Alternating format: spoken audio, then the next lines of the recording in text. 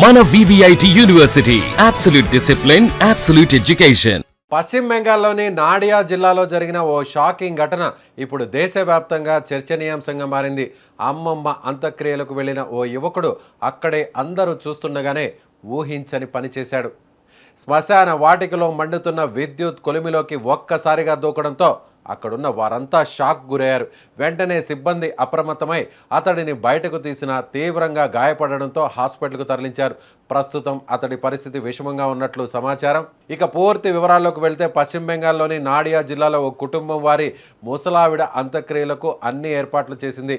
అయితే అంత్యక్రియల ప్రక్రియ కొనసాగుతున్న సమయంలో 30 ఏళ్ల మనవడు అక్కడే ఉన్నాడు.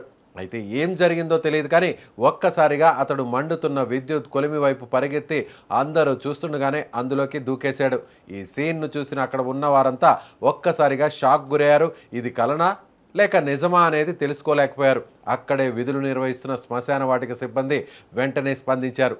ఏమాత్రం ఆలస్యం చేయకుండా కొలిమిలో నుంచి యువకుడిని బయటకు లాగారు. అయితే అప్పటికే అతడికి తీవ్ర గాయాలయ్యాయి.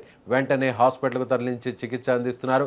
వైద్యుల పర్యవేక్షణలో చికిత్స కొనసాగుతుండగా అతడి ఆరోగ్య పరిస్థితి విషమంగానే ఉన్నట్లు తెలుస్తుంది.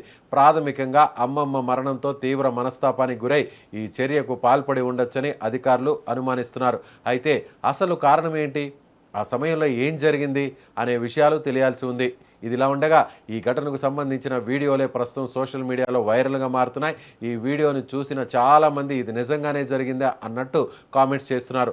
అమ్మమ్మ అంత్యక్రియల సమయంలో జరిగిన ఈ ఘటన స్థానికంగా తీవ్ర విషాదాన్ని మిగిల్చింది. ప్రస్తుతం ఆ యువకుడి పరిస్థితి విషమంగానే ఉందని వైద్యులు తెలిపినట్లు తెలుస్తోంది.